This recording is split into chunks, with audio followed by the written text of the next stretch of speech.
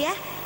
5, 6, 5, 6. And may all your Christmases be white. Merry Christmas! Terima kasih. Terima kasih atas kesempatan yang diberikan semuanya. Jemaat boleh duduk lagi. Oke, sekarang saat ini saya ingin memanggil produser saya, produser dalam pelayanan saya, yang menurut saya ini berani mati memproduksi saya. Dengan segala ucapan yang saya punya, hebat sekali ini. Tepuk tangan dulu dong. Buat Tuhan, buat Tuhan, buat Tuhan. Karena Tuhan telah memberikan talenta yang berbeda dari Charlie kepada Koko Jason. Tepuk tangan dulu buat Koko Jason.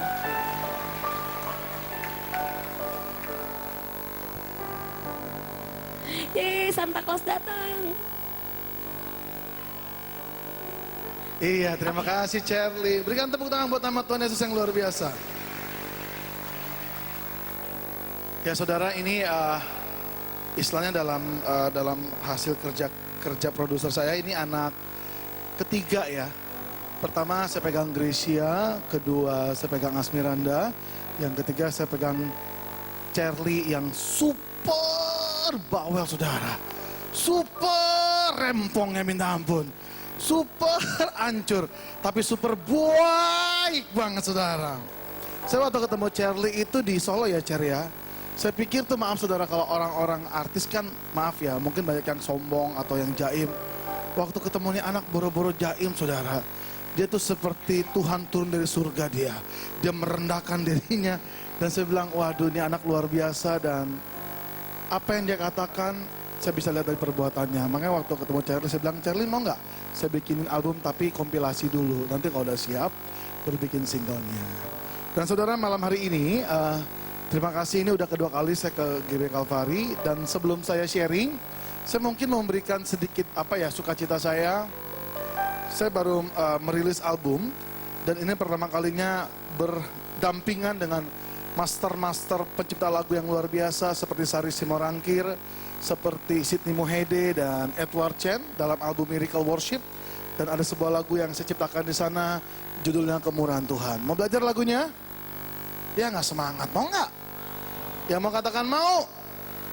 Oke, ngomong sama kiri kanannya, mau banget. Iya, yuk. Kita belajar pujian ini, cek.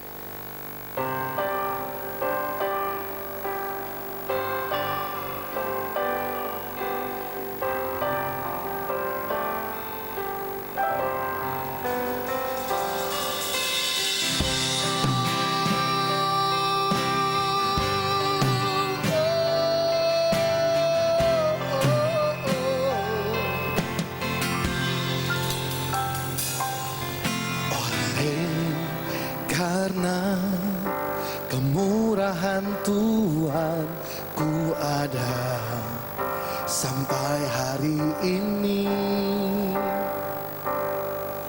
Oleh karena kebaikan Tuhan, janjimu terjadi bagiku. Ku sembah Kau Tuhan, ku mengangkat tanganku selamanya. Kau ajaib bagiku. Ku sembah Kau Tuhan, ku mengangkat wajahku selamanya. Kau hebat bagiku. Bersama-sama saudara belajar pujian ini dan nyatakan kemurahan Tuhan telah terbit atas hidup kita. Mari bersama-sama katakan oleh karena kemurahan Tuhan ku ada sampai hari ini. Oleh karena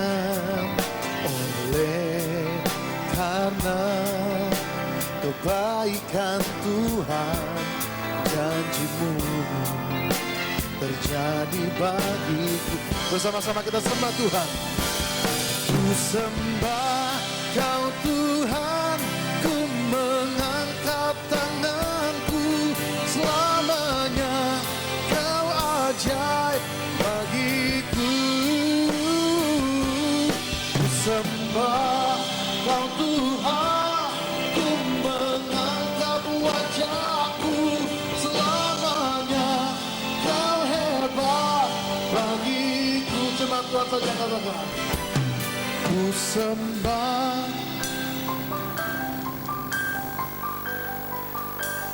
haleluya, Kau ajaib bagiku.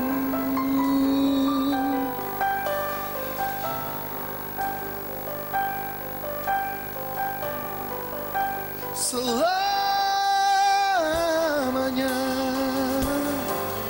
Mari jemaat Tuhan bangkit berdiri semuanya dan katakan, ku sembah. Kami mengangkat tangan kami, Engkau yang ajaib. Mari kita sembah Tuhan. Ku sembah Kau Tuhan, ku mengangkat wajahku selamanya. Kau abad bagiku. Ku sembah Kau Tuhan, ku mengangkat tanganku selamanya. Kau ajaib bagiku. Ku sembah Kau Tuhan, ku mengangkat wajahku selamanya. Kau hebat bagiku. Ku sembah Kau Tuhan, ku mengangkat tanganku selamanya. Kau ajaib bagiku. Ku sembah Kau Tuhan, ku mengangkat wajahku selamanya. Kau hebat bagiku. Engkau percaya Tuhan yang ajaib, angkat kedua tanganmu dan katakan, ku sembah.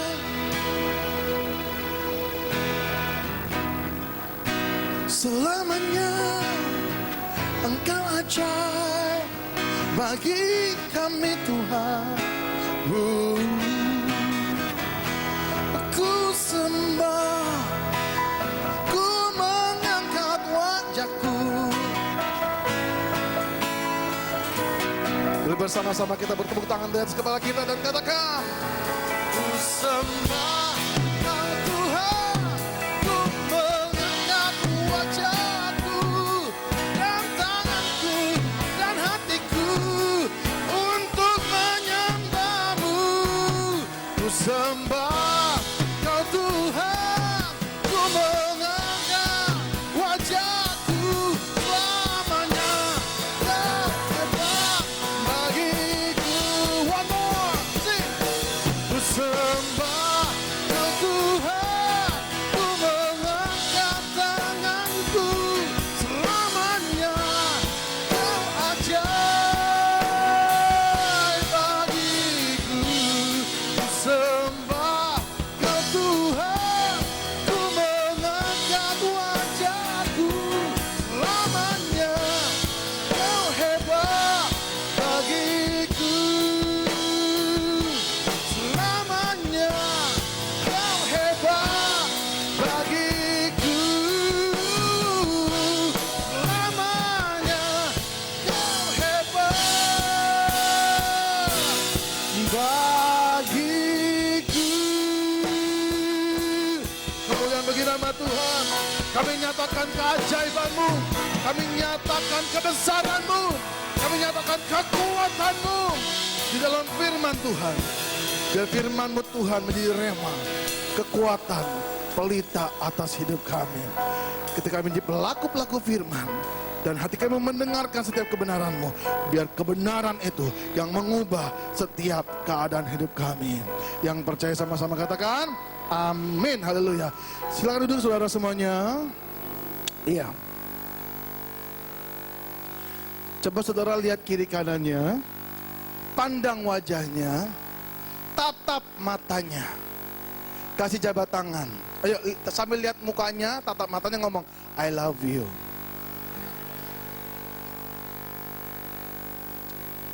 Haleluya. Iya, hari ini saya dikasih tema Miracle Christmas. Saudara, saya nggak mau panjang lebar karena waktu saya juga terbatas. Saya akan ceritakan apa yang sudah Tuhan Yesus perbuat dan memberikan mujizat bagi seorang wanita yang luar biasa. Mari semuanya buka Alkitab kita. Markus 5 ayat 25 sampai 34. Habis saya khotbah, saya akan kenalkan penyanyi keempat yang juga saya produseri, yang luar biasa kesaksiannya. Markus 5 ayat 25 sampai 34. Sudah ketemu? Layar suci mungkin bisa bantu, ada nggak? Markus 5 ayat 25 sampai 34. Oke, itu sudah ketemu. Saudara, kita baca bergantian, saya yang ganjil, saudara yang genap ya. 1, 2, 3. Adalah di situ seorang perempuan yang sudah 12 tahun lamanya menderita pendarahan.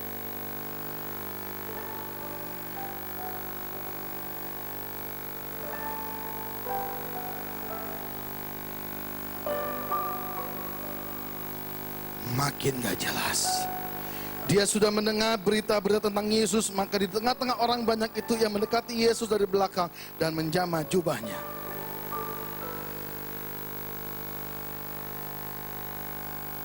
Ini kayak delay ya saudara sampai ke sana. Seketika itu juga berhentilah pendarahannya dan ia merasa bahwa badannya sudah sembuh dari penyakitnya.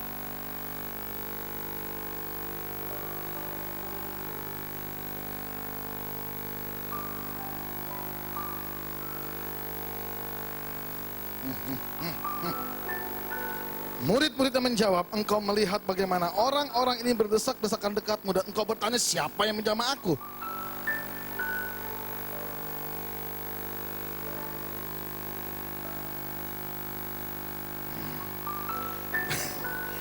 Perempuan itu yang menjadi takut dan gemetar ketika mengetahui apa yang telah terjadi atas dirinya, tampil dan tersungkur di depan Yesus dengan tulus memberitahukan segala sesuatu kepadanya. Bersama-sama, maka katanya kepada perempuan itu, hai anakku, imanmu telah menyelamatkan engkau. Pergilah dengan selamat dan sembuhlah dari penyakitmu. Saudara, cerita ini sudah sangat terkenal dan saudara sering mendengarnya. Saudara, kalau kita melihat tentang seorang gadis yang udah pendarahan 12 tahun, saya mau ngomong gini, hidup manusia terbagi 3 hal. Yang pertama katakan tubuh. Kurang keras, katakan tubuh. Yang kedua katakan jiwa. Yang ketiga katakan roh. Roh itu berbicara tentang iman. Saudara, tubuh perempuan ini mengalami sakit 12 tahun pendarahan. Dan itu bukan hal yang mudah. Saya ini bukan perempuan. Mungkin kalau saya ibaratkan, mungkin orang yang mengalami pendarahan itu seperti perempuan, maaf, yang datang bulan. Saya nggak tahu kenapa orang kalau lagi menstruasi sebenarnya datang bulan. Kenapa nggak datang matahari, datang gerhana, saya nggak ngerti. Dari mana asalnya saya pun tidak mengerti. Saudara, maaf, hari ini saya ada istri saya. Tolong yang merasa istri saya berdiri, yang merasa aja. Tolong berdiri saya. Ini Syahrini KW Super, saudara ya. Saudara, istri saya kalau lagi datang bulan, hari pertama itu sakit, sampai nangis, guling-gulingan, saudara. Waduh, saya bingung. Sampai dia minta botol katanya. Mau ngapain? Minta air panas. Air panasnya bukan setengah-setengah, tapi sungguh panas, saudara. Dia ambil botolnya, dia usap-usap pinggangnya. Itu baru 1 hari. Ini 12 tahun. Tubuhnya sakit. Yang kedua, katakan jiwanya. Jiwanya tertolak. Kenapa tertolak? Saudara, pada zaman dulu kalau saudara punya anak, pendarahannya sampai 12 tahun, itu dikatakan najis dan dianggapnya adalah musuh masyarakat dan harus diasingkan seperti orang sakit kusta. Pada awalnya mungkin dia bilang, papa, kok pendarahan saya nggak baik-baiknya, ma, pak tolong. Dia udah ke dokter, nggak sembuh-sembuh, sebulan, 2 bulan, setahun, 2 tahun, akhirnya orang tuanya malu mungkin saudara, dibuang keluar. Dia mencari pertolongan kepada teman-temannya, mungkin pada saudara-saudaranya, nggak ada yang mau menerima. Jiwanya tertolak. Yang ketiga, katakan rohnya. imannya. Saudara tahu, segala cara udah dilakukannya saudara. Udah ke tabib, udah ke dokter, mungkin udah ke dukun, ke orang pintar, udah sinse, segala macamnya. Tidak kunjung sembuh. Saudara, buat saya, kalau 3 hal ini udah dialami sama hidup seseorang, rasanya sudah hampir jatuh tergeletak. Saudara, saya mau sedikit kesaksian. Bagaimana rasanya kepahitan, iman tuh mau jatuh, dikucilkan. Saya pernah merasakannya saudara. Saudara, saya ini orang Banten. Saya ini orang Rangkas Bitung. Tahu Rangkas Bitung? Di Banten. Ini ada ibu yang pakai jilbab juga pasti ngerti. Saudara tahu di Banten tuh beda sama Cirebon. Di sana itu mayoritas orang Muslim.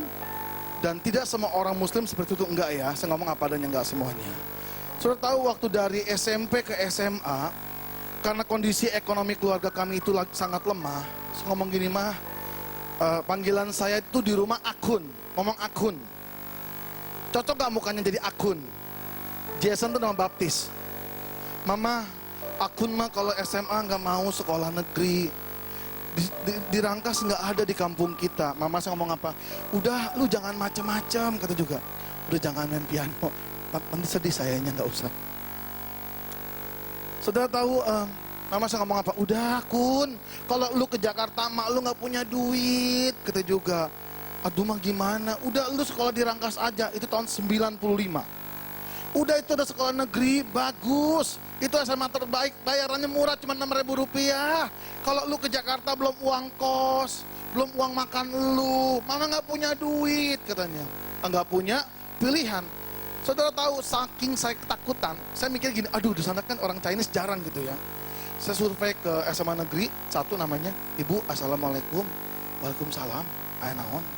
Bu, saya mau nanya, yang kelas 1, yang daftar berapa orang?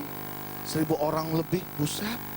Yang tampangnya seperti saya, sipit, putih, kemerah-merahan, seperti Raja Daud, berapa orang? Saya bilang, cuma 4 orang, buset saudara. Dari 1.000 siswa cuma 4 orang saudara. Yang 3 orang Batak, Ambon, Manado, campuran gak jelas pokoknya. Apa yang saya takutkan terjadi karena gak punya pilihan, saya masuk. Pertama kali masuk sekolah, kelas 1 SMA tahun 95, 3 senior saya panggil saya seperti ini. Nih 3 senior kelas 3 SMA. Cina gendut, sini loh kata juga. Kadang merasa Cina gendut, beneran ya Bu ya. Ngomong gini, aya naon, kan dulu mah rada polos muka saya. Anak barunya di dia, ngerti Sundapan di dia kabeh. Anak baru di dia.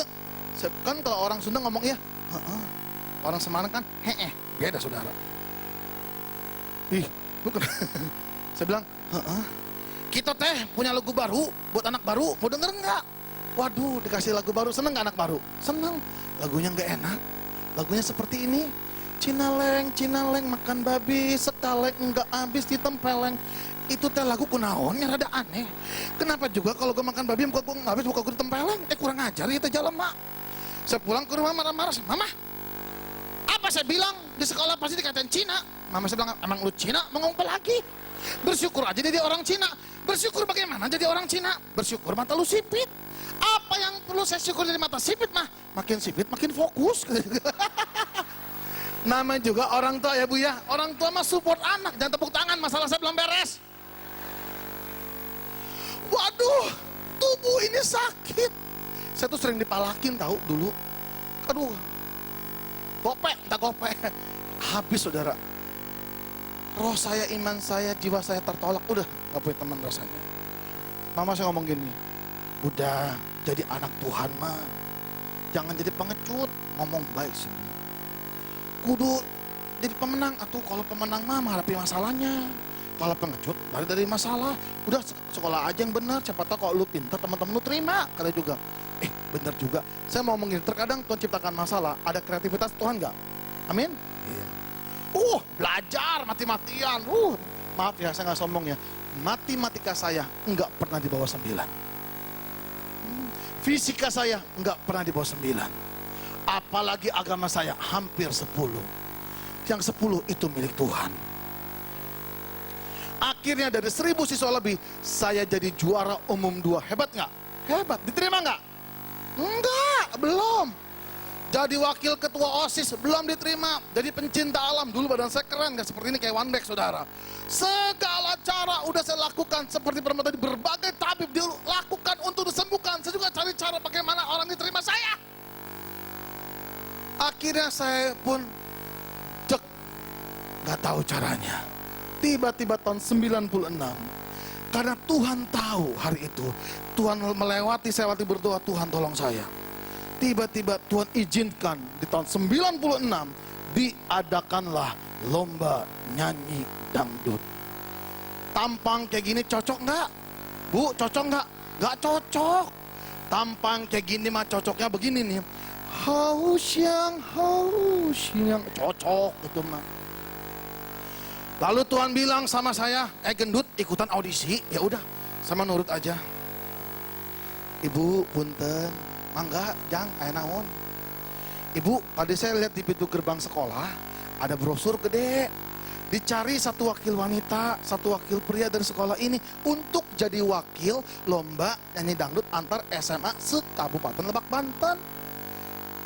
Saya teh mau ikutan. Tahu bagaimana reaksi guru saya? Ih, ngaco. Mana ada sejarahnya orang Cina yang dangdut juga. Mending lu pulang aja ngabisin waktu. Aduh saudara, sakitnya di mana nih? Di sini. Untungnya hari itu mental saya galak loh. Saya teriakin guru saya. Ngomong apa tadi? Kalau siswa yang lain boleh ikutan audisi, masa saya nggak boleh? Ih, dasar Cina gila, marah-marah. Sekarang mah udah nggak ada. Dulu, waduh, akhirnya diizinkan, kan saya paksa, saya mampir ke toko kaset tahun 96. Dulu kan zamannya belum ada zaman toko CD, betul nggak? Aduh, maaf nih, seumur hidup saya, baru kali itu saya beli kasetnya Maggie Z, Roma Irama, dan Elvi Sukesi, saudara. Sampai belinya kayak malu. Belajar cengkok dangdut, saudara pikir gampang? Hese, susah. 3 hari 2 malam nggak ketemu cengkoknya, nih bengkok di sini. Waktu audisi saudara tahu, aduh, waktu audisi nih, saya datang pagi-pagi nih, jam 9. Ibu, assalamualaikum, mau nanya, yang daftar berapa orang totalnya? Yang perempuan berapa tuh? Banyak banget yang perempuan. 300 jalma, 300 orang, wih banyak. Anu lelaki sabaraha anu lelaki? 72, wih, saya nomor urut keberapa? Kamu nomor urut 73, wah paling ujung atau itu mah. Datang pagi-pagi, kelamaan audisinya. Karena saya datang peserta pertama, saya bisa melihat peserta laki-laki dari nomor 1 ke nomor 72. Waduh, maaf ya, orang Islam itu kalau nyanyi dangdut, bagus banget saudara. Itu saya cengkok kayak ular sendok, saya muter kemana-mana. Itu gimana caranya, saya bilang. Pas bagian saya, udah sore, juri udah ngantuk, masuklah Cinaleng ini ke ruangan audisi saudara. Lalu masuklah Giant saudara. Naon hehe sebelum ditanya sama jurinya, siapa namanya? Sesuai dengan KTP saya, Irwanto Chang. Jasa nama baptis. Oke, mau nyanyi lagu apa? Lagu Maggie Z. Apa judulnya? Lebih baik sakit gigi daripada sakit hati. Aduh, ingat-ingat dulu gila. Sudah tahu, waduh, waktu disuruh mulai, boro-boro mulai. Nih kaki gemeteran, jantung hilang entah kemana saudara. Ini air mata mengembang ke kiri ke kanan. Saya buru-buru doa, Tuhan yang suruh, Tuhan yang tanggung jawab dong. Saya percaya Tuhan Yesus bisa nyanyi dangdut. Tolong Tuhan ajari saya secara ekspres, jangan permalukan saya. Aduh, stres. Saya mau bilang, kalau kita udah mengambil bagian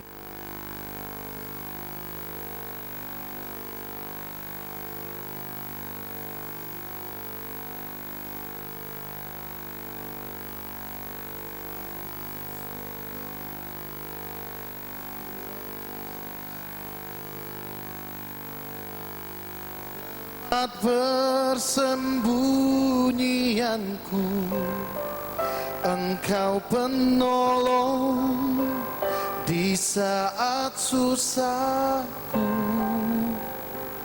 tempat perlindunganku. Bersama-sama, Engkaulah sumber kekuatan.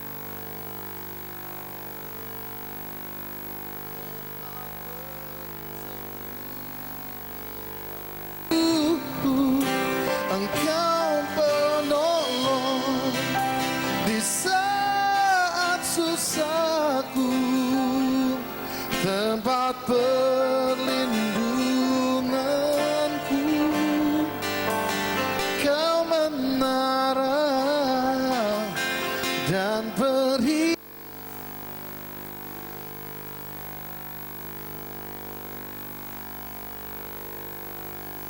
Tiba-tiba, deng, ulang. Belum. Tiba-tiba. Ini kenapa pakai musik horor kayak begini ya? Orang bilang deng, udah segitu aja. Tiba-tiba. Baling-baling bambu, begitu. Saudara tahu, tiba-tiba saudara, Tuhan buat leher saya panas dan gatal. Waktu leher saya panas dan gatal, itu cengkok dangdut keluar dengan sendirinya saudara. Saya tidak pernah menyangka, akhirnya saya terpilih dari sekolah saya, lomba nyanyi dangdut antar SMA, pulang membawa juara pertama pria saudara. Pernah dengar orang Chinese nyanyi dangdut enggak? Ibu pernah dengar orang nyanyi dangdut enggak Bu? Saya coba ya, saya ini paling hobi mendangdutkan lagu-lagu terkenal. Contohnya ini, coba kunci C. Kalau gini enggak? Tuhan Yesus baik, sungguh amat baik. Tahu ya? Oke, bentar. Ini versi dangdutnya. Saya coba dulu, saya coba.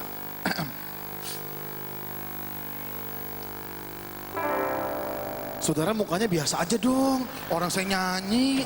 Kenapa mukanya kelangap-kelangap? Tadi dulu. Cek ya. Saya coba ya.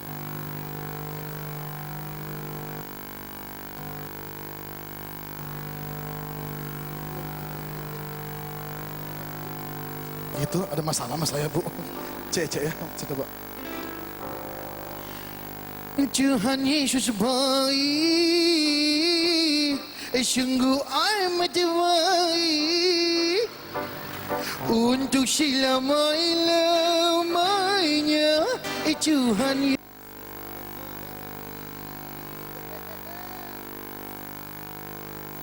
Lagi? Iya. Tapi joget sama-sama ya. Ayo bangkit berdiri sama-sama yuk. Gedein lagi. Katakan.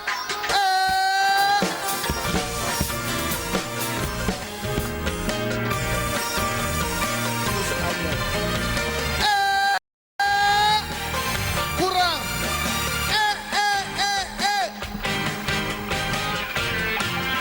Udah. Tiada berkesudahan kasih setiamu Tuhan, selalu baru rahmat-Mu bagiku. Hari berganti hari, tetap kulihat kasih-Mu, tak pernah berakhir di hidupku. Mana jempolnya dua-duanya? Tuhan Yesus baik, sungguh amat baik, untuk selama-lamanya Tuhan Yesus baik. Asik. Tuhan Yesus baik, sungguh amat baik, untuk selama-lamanya.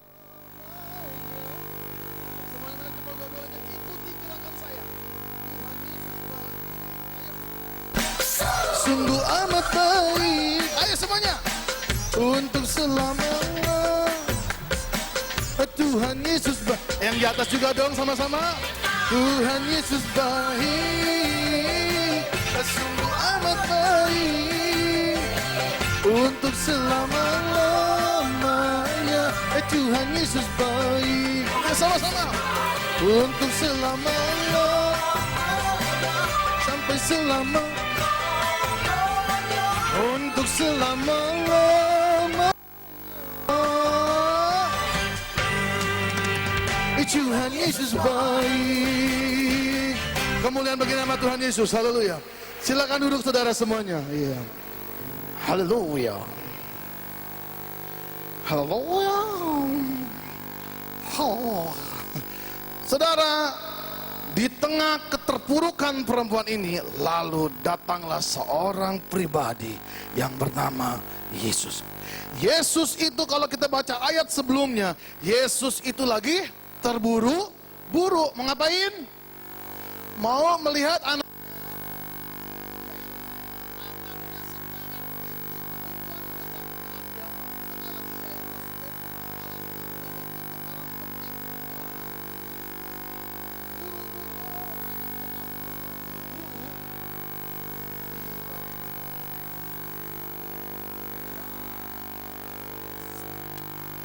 waktu di zaman Tuhan Yesus merasakan kekuatan yang kuat dan dalam dirinya.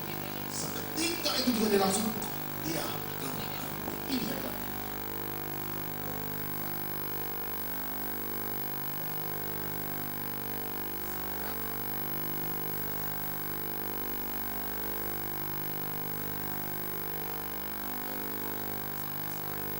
tanya siapa yang menjamah jubahku? Udah deh jangan macam-macam. Ayo cepetan. Siapa yang menjamah jubahku? Ya udah deh gini Tuhan ya. Anggap aja saya yang jamah ya. Udah Tuhan yang macam-macam ya. Cepetan berangkat. Ayo cepetan. Anak Yairus mati. Siapa yang menjamah jubahku? Saya mau tanya, Tuhan tahu nggak saudara siapa yang menjamah? Tahu. Dia sedang menunggu respon dari perempuan ini. Lalu dia pelan-pelan bangun, Tuhan, aku yang menjamah jubahmu. Seketika itu juga saudara tahu, ini yang saya rasakan. Tuhan itu luar biasa saudara. Walaupun dia tahu di depan sana ada anak mau mati, dia mau berhenti memperdulikan satu orang yang dianggap tidak ada, yang dianggap tidak penting. Tuhan mau berhenti. Waktu gadis ini bertemu dengan Tuhan, pertama tubuhnya disembuhkan oleh Tuhan. 12 tahun pendarahannya berhenti. Yang kedua, jiwanya diterima. Mengapa saya katakan jiwanya diterima? Hai anakku, imanmu. Perkataan hai anakku, saudara tahu, itu penerimaan luar biasa. Mungkin selama bertahun-tahun tidak ada yang memanggil dia hai anakku, hai sahabatku, hai temanku. Ini yang memanggil Tuhan. Dia diterima saudara. Saya pernah membaca sebuah artikel di Brooklyn atau Brooklyn, saudara, saya nggak ngerti ya. Berkeley ada ya? Apa sih? Bukan Brooklyn, saudara siapa yang pernah ke Amerika? Angkat tangan. Ada namanya kota Brooklyn ya Pak ya? Brooklyn ya? Oke, siapa yang pernah ke Bandung? Nih banyak baru saya tanya ya. Saudara, ada sebuah kota di Brooklyn, ada rumah sakit jiwa. Siapa pernah ke rumah sakit jiwa? Angkat tangan. Gak ada. Siapa yang pernah jadi penghuni? Saudara di sini nggak ngerti bahasa Indonesia berarti ya. Saudara, di rumah sakit jiwa ini ada 36 pasien. Semuanya gila. Petugasnya ada 7 orang kalau nggak salah. Saya lupa 7 orang. Dan mereka sudah desperate. Mereka berkata, ini orang gila nggak sembuh-sembuh. Tiba-tiba ada seorang anak Tuhan ngomong gini, Tuhan, saya ini orang Kristen. Masa kehadiran saya tidak bisa mengubah 36 orang gila ini? Apa yang harus saya lakukan? Kalau saya sering bergaul sama mereka, lama-lama bisa gila. Tuhan bilang apa? Belajar menerima mereka. Bergaulah dengan mereka. Luar biasa.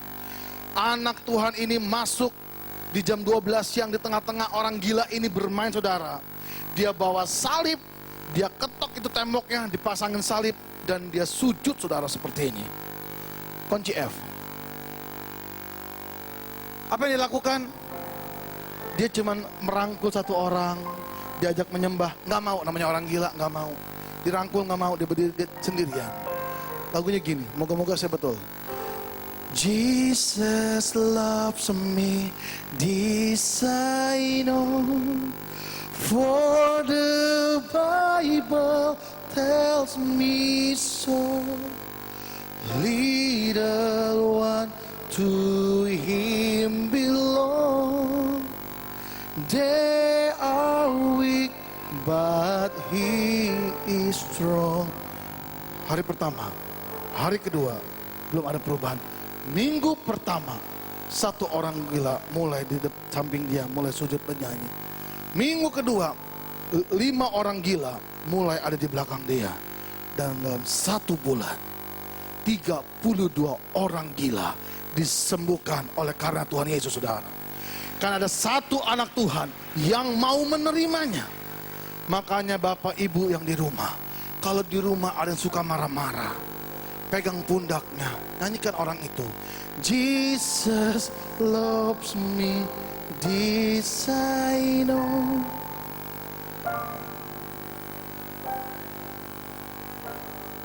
Oke, jadi ingat ya perkataan saya ya.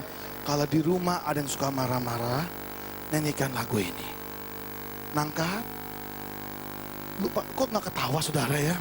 Saudara nggak ngerti maksud saya ya? Orang yang sering marah-marah itu rada, bukan saya yang jawab. Dan yang ketiga, imannya dipulihkan Tuhan. 12 menantian panjang, waktu ketemu sama Tuhan, diubahkan oleh Tuhan. Dan hari ini, penyanyi saya yang keempat, saya akan kenalkan, saya ketemu anak ini 2 tahun lalu. Seorang anak yang luar biasa dan sudah 15 tahun mengalami sebuah hal buat saya yang tergila dalam hidupnya. Kita sambut bersama-sama Keisha Angelin.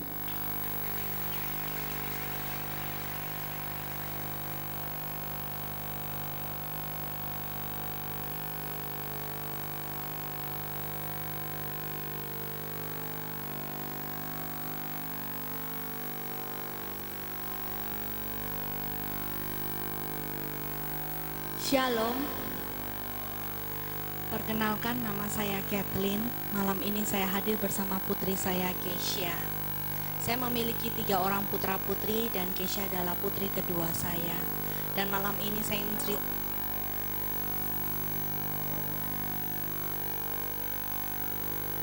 kami. Ketika kehamilan saya menginjak 9 bulan, boleh dibantu slide pertamanya. Tiba-tiba dokter menyampaikan bahwa janin yang saya kandung mengidap penyakit bernama spina bifida. Penyakit ini menyerang pada susunan syaraf di tulang belakang. Sehingga apabila janin ini tetap dilahirkan, maka bukan saja dia lahir dalam kondisi cacat, namun dia juga tidak akan mungkin berumur panjang. Mengingat kehamilan saya sudah menginjak 9 bulan, dokter sudah tidak mungkin lagi menganjurkan kepada saya untuk dilakukan aborsi. Akan tetapi sungguh mengejutkan di mana dokter menyampaikan untuk menyuntik mati janin saya. Akan tetapi saya bersyukur saya memiliki suami yang luar biasa, di mana dia tetap memberikan kekuatan kepada saya, sehingga akhirnya kami memutuskan untuk janin itu lahir ke dunia ini. Next slide-nya. 3 September 2001, Keisha lahir dengan bobot hanya 2 kg. Di usianya yang baru 1 hari itu, belum saya peluk dia, belum saya tatap dia, dokter kembali menyampaikan bahwa Keisha pun terkena hidrosipalus. Sehingga di usianya yang baru 1 hari itu, dokter melakukan pembedahan kepada kepala Keisha dan menanamkan suatu alat di dalam kepalanya. Dan dokter menyampaikan jangan terlalu banyak berharap.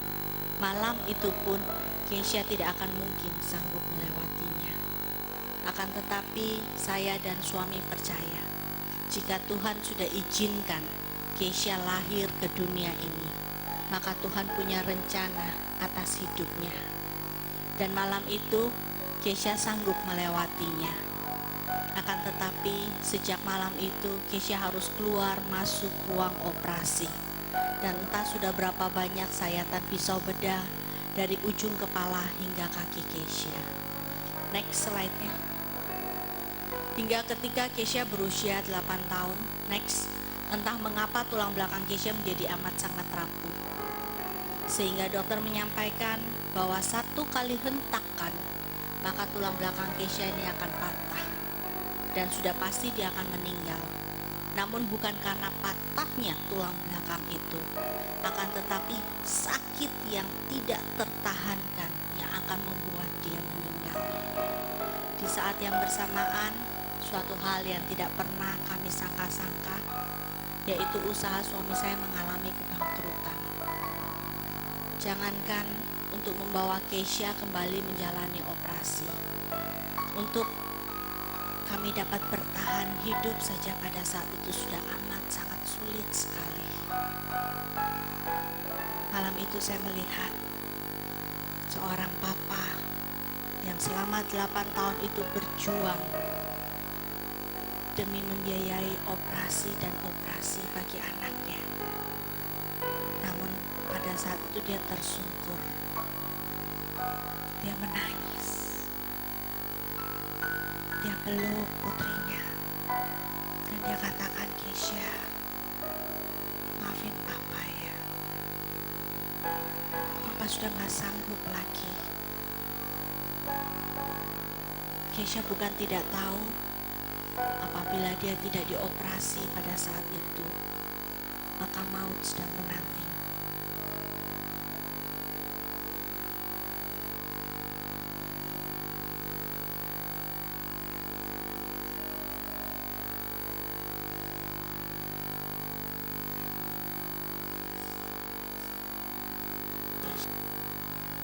Kami tidak pernah tahu itu semua dari mana.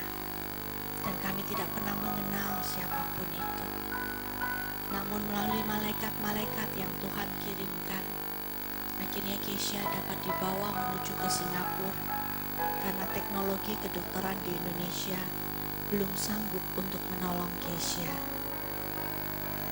Ketika kami tiba di Singapura, jadwal operasi yang semula telah ditetapkan dibatalkan. Kami bingung dan kami bertanya-tanya, ada apa? Karena perjalanan kami menuju ke Singapura bukanlah hal yang sangat mudah. Di tengah kebingungan kami, dokter memanggil kami dan mereka menjelaskan, tahukah kalian apa yang akan Keisha hadapi? Kami akan mengoperasi Keisha selama lebih dari 20 jam. Next, di mana kami akan membuka seluruh bagian tubuhnya. Kami akan memotong tonjolan pada tulang belakang Keisha, di mana itu berisi cairan otak. Dan untuk mengurangi derasnya cairan otak dari tubuh Keisha, maka kami akan membuat Keisha dalam kondisi koma tanpa kami sendiri tahu kapan dia akan sadar kembali.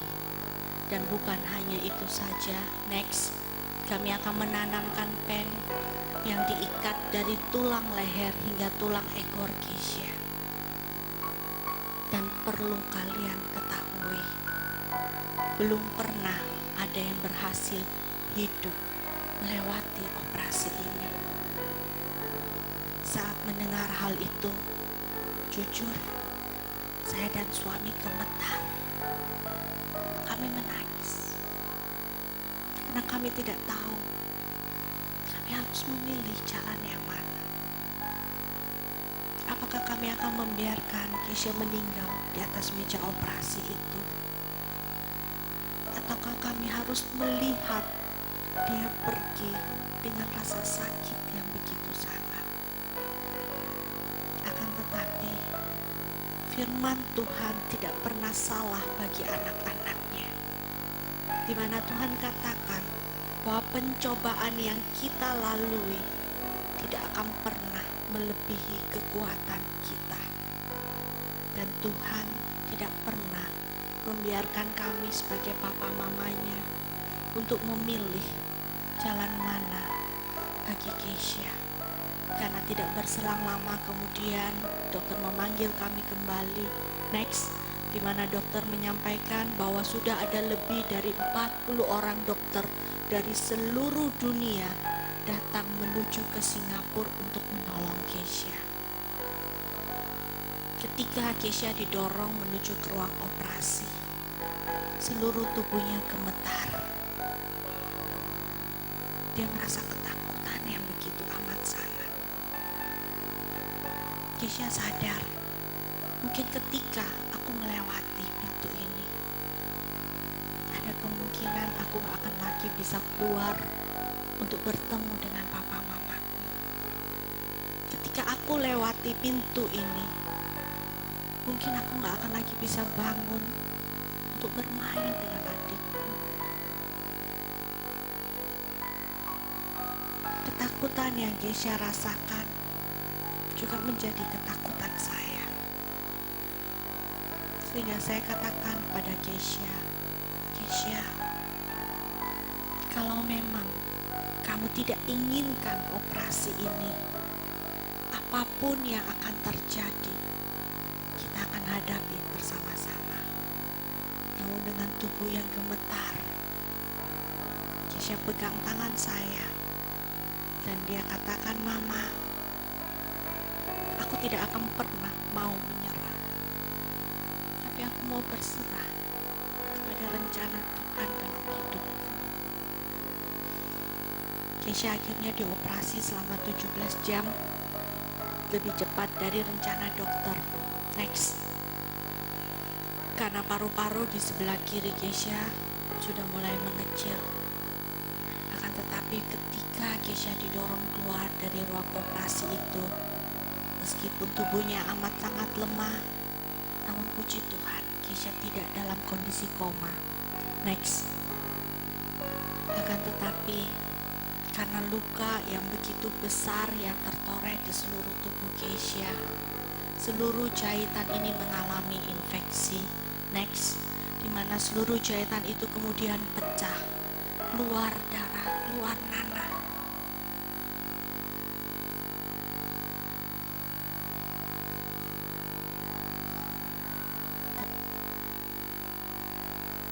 Turun panas dan Kesha harus tidur di atas tempat tidur anti gravitasi.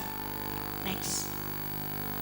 Akan tetapi itu semua tidak pernah mengurangi sukacita di wajah Kesha. Next. Ini adalah pen yang tertanam di tubuh Kesha hingga saat ini.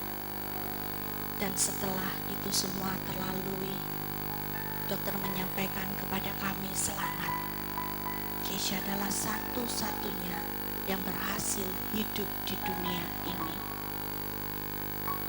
Akan tetapi, karena satu-satunya yang berhasil hidup di dunia ini, 6 bulan dari operasi itu, 6 bulan dari apa yang harus Kesha lalui, pen yang tertanam di tubuh Kesha patah. Dan patahannya menembus dagingnya, mengoyakkan pakaiannya. Next. Karena kondisi keuangan kami tidak bisa membawa Kesha menggunakan pesawat khusus.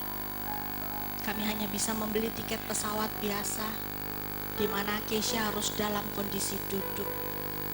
Dan apabila Kesha dalam kondisi duduk, maka pen itu akan kembali menembus dagingnya. Akan tetapi kami tidak memiliki pilihan lain. Saya hanya bisa gendong dia, dudukkan di atas kursi pesawat itu dengan pen kembali menembus dagingnya.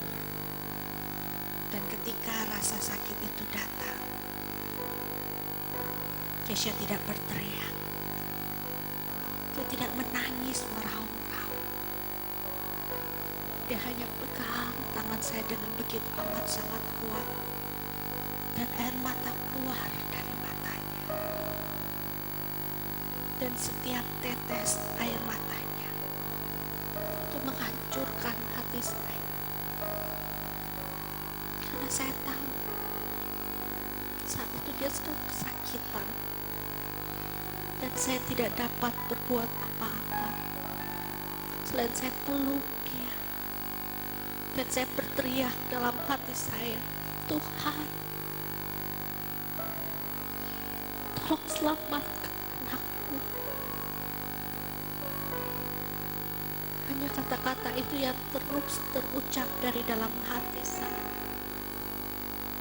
Dan perjalanan itu terasa begitu amat sangat lama harus kami lalui. Dan ketika kami tiba di Singapura, dokter menatap saya. Dan dokter berkata, Ibu, engkau adalah ibu yang tergila yang pernah kami kenal. Karena engkau membawa putrimu dalam kondisi pendarahan seperti ini. Namun saya katakan, dokter, sekecil apapun harapan bagi Kesha, saya akan berjuang untuk itu. Tapi karena Kesha satu-satunya berhasil hidup, dokter juga tidak tahu harus berbuat apa. Dokter merasa iba apabila seumur hidup Kesha hanya berbaring di atas tempat tidur. Next, kemudian dokter membuatkan sebuah jaket yang sangat tebal, panas dan sangat tidak nyaman, yang diikat dari tulang dada hingga pangkal paha Kesha. Jaket ini bukan menolong memecahkan masalah Kesha, akan tetapi memakai jaket itu, setidaknya Kesha dapat duduk. Memakai kursi rodanya, Kesha meminta saya untuk keluar dari kamarnya. Dia menyusuri lorong-lorong di rumah sakit. Dia memasuki kamar demi kamar. Dia mendatangi pasien demi pasien. Dengan bahasa yang sangat sederhana, dia berkata kepada pasien-pasien itu, "Bolehkah aku berdoa buat kalian? Bolehkah aku bernyanyi buat kalian?" Saat mendengar itu saya terpenyang. Bagaimana mungkin itu keluar dari mulut Kesha? Sedangkan pada saat itu dia sendiri butuh ditolong, dia butuh dikuatkan, dia butuh didoakan. Namun dengan apa yang dia miliki, dia memberikan yang terbaik bagi pasien-pasien itu. Dan mujizat banyak terjadi, namun belum pada Kesha. Next, Kesha banyak berteman terutama terhadap pasien-pasien penderita kanker dan terutama kanker anak-anak. Karena proses kemoterapi membuat anak-anak ini kehilangan rambut. Karena proses radiasi membuat anak-anak ini kulitnya menjadi hitam. Sehingga jangankan untuk didoakan, untuk dikunjungi pun mereka amat sangat menutup diri. Namun ketika Kesha datang, mereka menjadi sahabat. Next, hingga tahun 2012, setelah melakukan MRI, dokter memanggil kami kembali. Dan dokter menyampaikan suatu hal yang tidak mungkin terjadi. Tapi Tuhan jadikan itu mungkin dalam hidup Kesha. Yaitu Tuhan tumbuhkan kembali tulang-tulang muda di tulang belakang Kesha.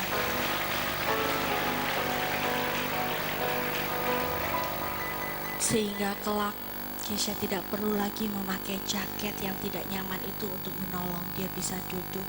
Dan seperti malam ini, Kesha hadir di kota Cirebon ini tanpa memakai jaket itu untuk menolong dia bisa duduk.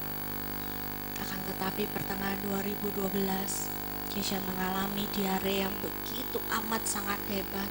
Next, yang membuat Kesha harus kembali masuk ke ruang operasi.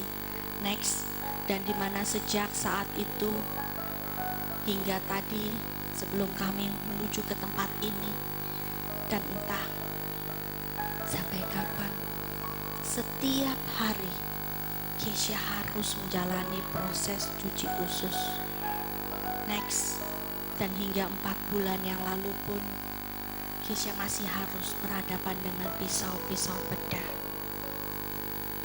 Namun itu semua tidak pernah menghentikan langkah-langkah Kesha untuk menyatakan bahwa Tuhan itu baik dalam hidupnya. Malam ini Kesha ada di kota Cirebon bukan karena kuat dan gagah Kesha. Saat ini secara jasmani mungkin Kesha belum sembuh. Akan tetapi kami percaya bahwa mujizat Tuhan selalu tetap ada. Karena dikatakan dalam Yeremia 29 ayat 11 bahwa rancangan-rancangan Tuhan adalah rancangan damai sejahtera, bukan rancangan kecelakaan. Jadi saat ini apabila Bapak, Ibu, dan Saudara memiliki begitu banyak masalah, Mungkin saat ini Tuhan belum tolong kita. Mungkin saat ini Tuhan belum sembuhkan kita. Atau mungkin saat ini Tuhan belum pulihkan hidup kita. Namun janganlah kita mengukur kasih Tuhan dengan ukuran kasih kita. Karena Tuhan yang sanggup melakukan mujizat 2000 tahun yang lalu,